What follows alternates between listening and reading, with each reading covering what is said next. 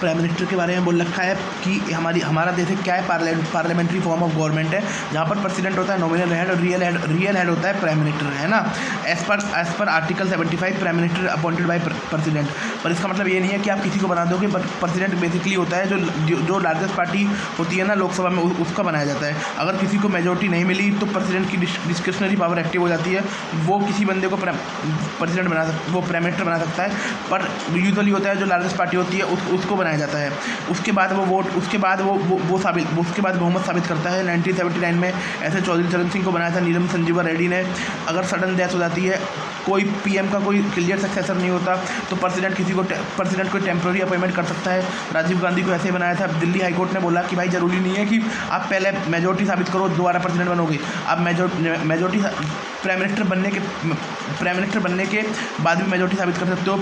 Supreme court ने बोला कि जो बंदा मेंबर नहीं है ना पार्लियामेंट का, वो भी प्राइम मिनिस्टर बन सकता है, अब पर 6 महीने के अंदर उस बंदे को करना पड़ेगा। यूके में क्या होता है, यूके में है कि जो प्राइम मिनिस्टर होगा वो ओनली हाउस ऑफ कॉमन का होगा, परंतु इंडिया में जो प्रेसिडेंट वो है प्राइम मिनिस्टर है, वो कहीं का भी हो सकता है। इंदिरा गांधी 1966 में, और देवगौड़ा, मनमोहन सिंह, ये सब राज्यसभा के मेंबर थे। इसकी ओथ लेता है ऑफिस ऑफ सीक्रेसी की प्रेसिडेंट ऑफ इंडिया से अंडर 3rd शेड्यूल के अंदर। कोई फिक्स टर्म नहीं है, जब तक मेजोरिटी है, जब तक लोकसभा मेजोरिटी है, जब तक काम चल रहा है। सैलरी एंड अलाउंस एमपी की तरह है, बाकी जो एडिशनल बेनिफिट मिल रहा है वो अलग से है। अब इसकी पावर काउंसिल ऑफ मिनिस्टर के विषय में ये नाम रिकमेंड करता है मिनिस्टर का प्रेसिडेंट को, ये अलोकेट करता है, रीशफल करता है पोर्टफोलियो, ये रेजिग्नेशन मांग सकता है, advice of dismissal of minister कर सकता है, ये काउंसिल ऑफ मिनिस्टर की मीटिंग को एडवाइस कर सकता है, ये गाइड कंट्रोल एंड कोऑर्डिनेट करता है मिनिस्ट्री को, ये रिजाइन कर देता है, तो सारी काउंसिल ऑफ मिनिस्टर अपने आप रिजाइन हो जाती है।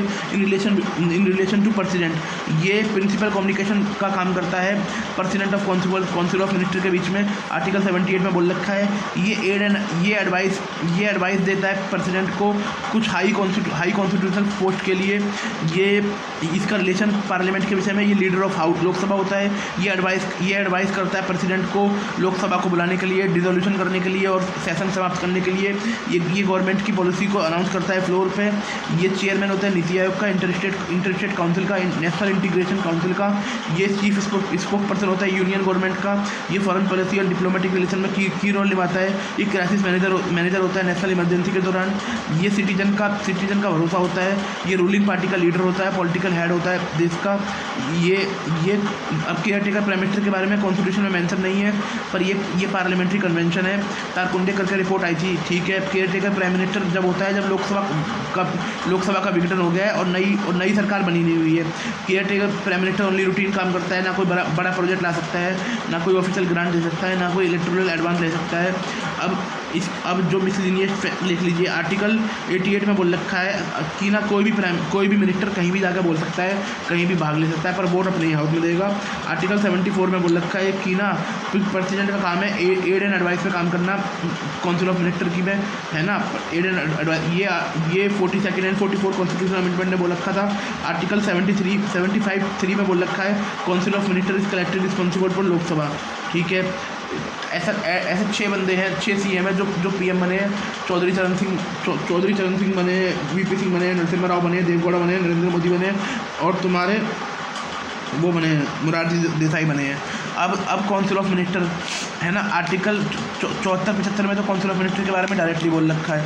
आर्टिकल 77 और 78 में इनडायरेक्टली सप्लीमेंट्री बोल रखा है। जो काउंसिल ऑफ मिनिस्टर होगी वो प्रेसिडेंट के द्वारा हेड होगी, जो रियल अथॉरिटी होती है इंडियन पार्लियामेंट्री सिस्टम में, है ना। आर्टिकल 74(1) में बोल रखा है कि जो प्रेसिडेंट होगा वो एड एंड एडवाइस पर काम करेगा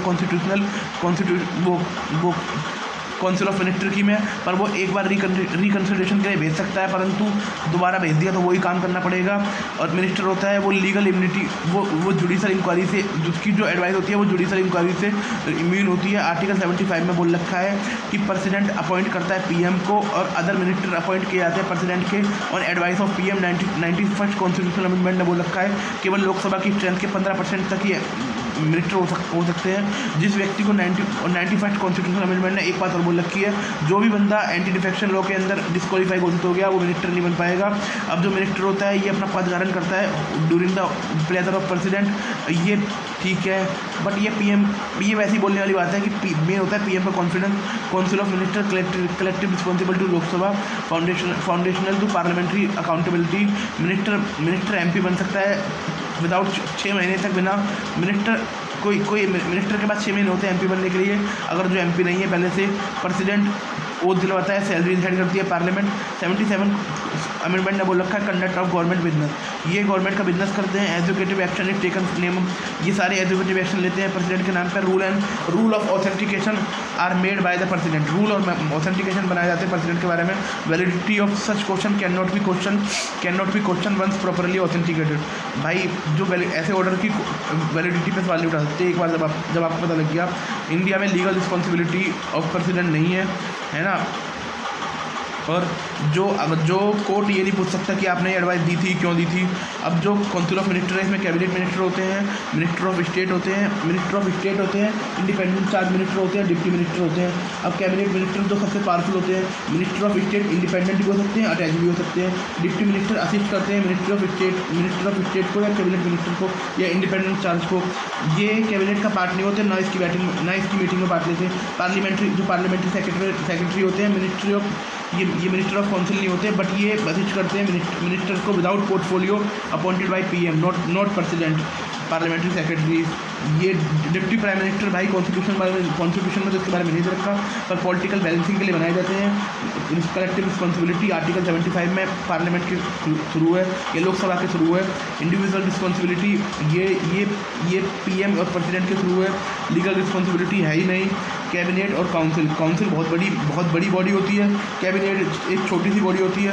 काउंसिल के बारे में 74 और 75 में लिख रखा है। कैबिनेट के बारे में 1978 में जो संविधान संशोधन हुआ था 44वां, उसमें दे रखा है आर्टिकल 52 के अंदर, वो भी बहुत छोटा सा दे रखा है, ऐसा नहीं दे रखा कि उसमें उसकी पावर बहुत ज़्यादा डिस्क्राइब कर रखी हो।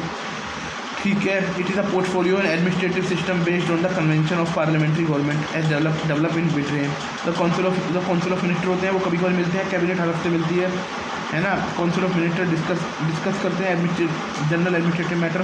कैबिनेट फाइनल एक्शन लेती है और फैसला सुना देती है। कैबिनेट एक न्यूक्लियस गवर्नमेंट की तरह काम करती है, इसके डिसीजन बाइंडिंग होते हैं पूरी काउंसिल ऑफ मिनिस्टर पर। Cabinet govern the country, cabinet country govern करते हैं। Council of minister as a formal constitutional requirement, real power होती है पीएम और कैबिनेट के पास में, जो प्रेसिडेंट की एड एंड एडवाइस की बात करता है, काम करता है। 74 कॉन्स्टिट्यूशनल अमेंडमेंट है ये। 42वें और 44वें संविधान संशोधन में बोल रखा है। 44वें संविधान संशोधन में बोला था कि भाई एक बार भेज देना एडवाइस को रिकन्सिडरेशन के लिए।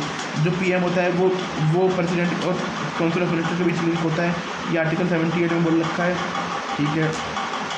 मिनिस्टर को फ्रीडम, किसी भी एमपी को फ्रीडम ऑफ स्पीच होती है, ये 105 वो पार्लियामेंट्री प्रिविलेज है 105 के तहत। Thank you.